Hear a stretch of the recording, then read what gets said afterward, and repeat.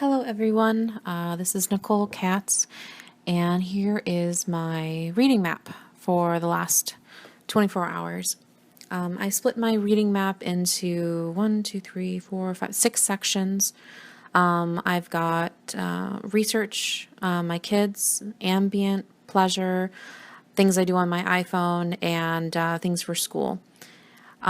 So for research, I'm currently looking into a camping trip, and there's a lot of background information that you need to look into. That you can just throw stuff in the car and go to the nearest, campground. 'Cause that's not the kind of camping that we like to do. We slap packs on and we hike for the whole weekend and pack up and go the next day and pack up and go the next day. We don't just stay at in a camper somewhere. We do the backpacking kind of camping. So there's a lot of checklists and there's a lot of weather updates.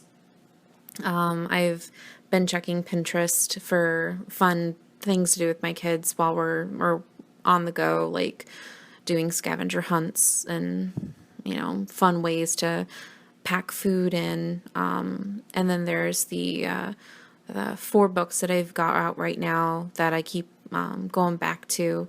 There's the camping activity book for families, backpack loops and long day trail hikes in Southern Ohio, Falcon Guide, Camping Ohio, and the Best Tent Camping Ohio book. Let's see. And then for my kids, things I do reading while I'm with them. Like I help them with their homework. They bring home math and reading worksheets every day. And we played Exploding Kittens, which I highly recommend if any of you have never played it. It's absolutely hilarious. And I have to help my 5-year-old because she's still, she just started kindergarten, so she doesn't know how to read yet. And also one of their playmates came over today and claimed she did not feel very good. And she had snot running down her nose, and so I took her temperature, and I sent her booty home because she had 100.7 degree fever. So anyway, for school, today, let's see, I check my Canvas site, my SJSU site, my INFO-236, which is the collection development class with Dr. Lurcher. He does his all through Google. He doesn't use Canvas for posting discussions and assignments and whatnot. He just uses Canvas for assignment submission. So he's got his own website that he uses. And there's the class blog. And then there's my 2 textbooks that I have right now. The one for this class, of course, and then my one for Dr. Lurcher's class, the collection development using collection mapping technique. For pleasure reading, today I'm working on My Lady Jane by Cynthia Hand. I listen to it on audio, so when I go out in my car, I listen to it, 10 minutes here, 15 minutes there. When I was working, they were much more convenient because I would easily clock in over an hour. So I always had an abundance of audiobooks laying around for that reason, so I can get an hour of listening in every single day. So I could polish a book off in less than a week. But now, not so much. For the ambient reading that I noticed, I find a lot of it had to do with my computer or when I was out and about, watching television, reading the channels and the channel guide and or the Wii menu, Netflix, Amazon Video. When I went on a Groupon and Amazon because I had bought a bunch of useless junk. And needed to return it. So I had to go on there and go through everything and print out labels, and then had to go to the post office. And on the way to the post office, of course, there's road signs, and there's, the gas station sign reading how much gas is, and, look in my car and how fast I'm going, and, tells me the direction and temperature. And while I was cooking this morning, I've got measuring cups and the oven timer and clock. I had to look up a recipe for an almond meal quiche crust recipe because I can never seem to remember the proportions for the crust. And then I had to double check the nutrition label to make sure how many carbohydrates were in a serving. And then I've got my cookbook that I absolutely love, by George Stella, that I look at almost every single day. It's called Low Carb Essentials. I don't really like the majority of his books, but that's the one that, I actually read. And then there's junk mail that I get from the post office, and I usually will skim through the paper. Yesterday was and the day before was more funny than today. There wasn't anything in the paper. There was a woman in my in my town. She decided to protest drug activity across from her house. So in the just middle of the day, decided to go out on her porch in just nothing but her birthday suit, and sat down on her front porch and just sat there all day long, completely in the buck. To each their own, I guess. Let's see. And then, like, when I walk around my house, I own in maybe unhealthy amount of books. I'm not sure. But I often, when I get bored, my eyes wander and they're everywhere around my house. I'm always scanning the titles and reading spines, and like I'll get bored and I'll just thumb through something and it's always there.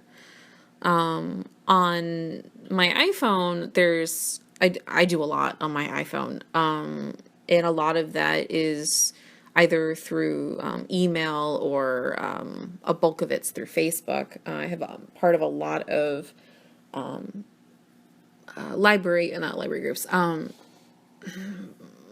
like professional groups, because it's not just libraries. As I read, all right, so I go through my email every day. I've got personal emails, I've got emails for school, and I've got emails related directly to work. And then I've got my text messages on my phone, and then I've got this domino game that I'm absolutely addicted to. It's kind of like Tetris and Dr. Mario, but you can't manipulate the tiles. It's really nice for when you need to just shut your brain off for a couple minutes. And then there's Goodreads. I'm always looking at Goodreads and updating my reading lists on there. But on Facebook, I've got there's through Facebook, I'm always checking BuzzFeed, some news channels like the Library of Congress had an article on there today. Always looking at Huffington Post. I totally spelled that wrong. And then well, I'll just come out and say it. I fucking love science because it's the name of it. I love their articles. They're always very entertaining. And then Goodwill Librarian, I follow that, and College Humor, that's really funny. But my Facebook groups, I've got a bunch. I am the youth programming director for a local convention. It's not Comic-Con, but it's like a Comic-Con. It's a general geekery convention. We cover everything. We all inclusive. And it's called Cleveland Concoction. And I'm on the programming board, so that way we can talk to each other about what we're doing and who we're hiring, and types of events that we're thinking of doing, and panels that we want to do and who we want them to do them. And then there's, the new library Pokemon Go support group. That one's really great because as soon as Pokemon Go came out, there's this huge, online presence of like, what do we do with Pokemon Go? We can totally have this in libraries. A lot of libraries are their Pokestops or their gyms, and it's a great way to draw people in. I made a sign, almost the second day that the game had came out. I made a sign because we were a gym. The library worked was a gym. And, I made a sign on that you could see from the outside, hung at the window. And it was something along the lines of, this Poke Gym, gives out free library cards. Come in and get yours today. I'm such a dork, but I loved it. And I made this map that it was a Google map. I pulled up the village park, and I dropped thumbnails for every single Pokestop and all of the gyms. So that way when they came into the foyer, they'd draw them in with a sign, and then you would immediately, their eyes would direct to the big bulletin board I made, Pokemon Go here. And then they have the map and they can see in the park where everything is, so they can go out and do Poke hunting. And so it pulls them into the library, and it's fantastic. So it got them to check out more materials, because next thing I know, all of the Pokedexes are all getting checked out, and all of the the kind of like novels, the fan novel. It's not really fan fiction. It's like, it's by Pokemon, but it's their novelization stories, and then all the videos, they're all gone. Anyway, and then there's Teen Think Tank. Teen Think Tank is a local professional development group. We meet 2-3 times a year. And it's just for Ohio, and we all, like, the location changes every time. But we meet up, and it's just a big giant professional development day, and it's all about event planning, collection development. It's fantastic. I highly recommend, if anybody's in Ohio, to search for them and attend. There's actually one coming up, and they're meeting at the new, I believe it's the new Dayton Metro Library. I won't be going this time though, but I highly recommend it if anybody's in the area. And then I recently got a fish tank, like a proper 30-gallon fish tank with a bunch of fish. And one of my girlfriends recommended to me this group called Freshwater Aquariums, and you go on there, and every single time you have a question about, like, do you think these two fish would get along, or take a detailed picture and like, what's wrong with my baby? It's got this thing growing on the side of it. What do I do? That kind of thing. So you can network with, and it's international. So there's people from Australia answering questions. It's really cool. And then there's HP Ohio, which is the local Harry Potter group.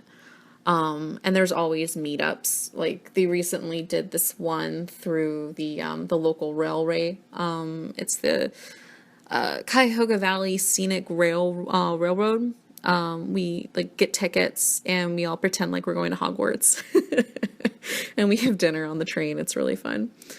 And then there's the Teen Librarians group. That one's fantastic for throwing ideas around.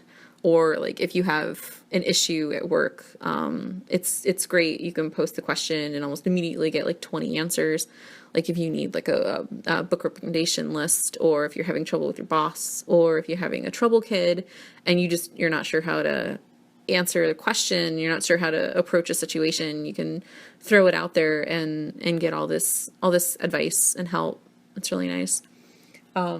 And then there's Teen Services Underground. That's another one that's really great. That one's all programming based. And then the Library Employee Support Network. That one's a mouthful.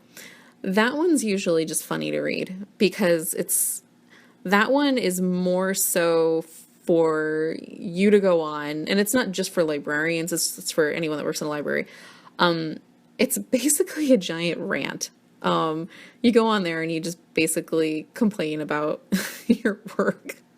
It's just funny. Like, and they'll post a bunch of dumb memes and whatever. It's fun.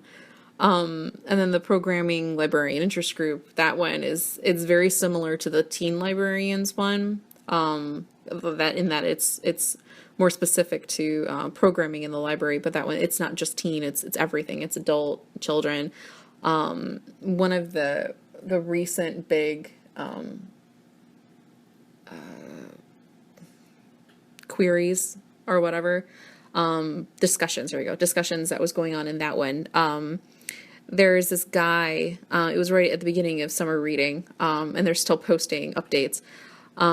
There's this guy calling around all over the country, trying to get free stuff for summer reading, like prizes and whatnot. And he always calls in, and it's really interesting. One of them, like, he's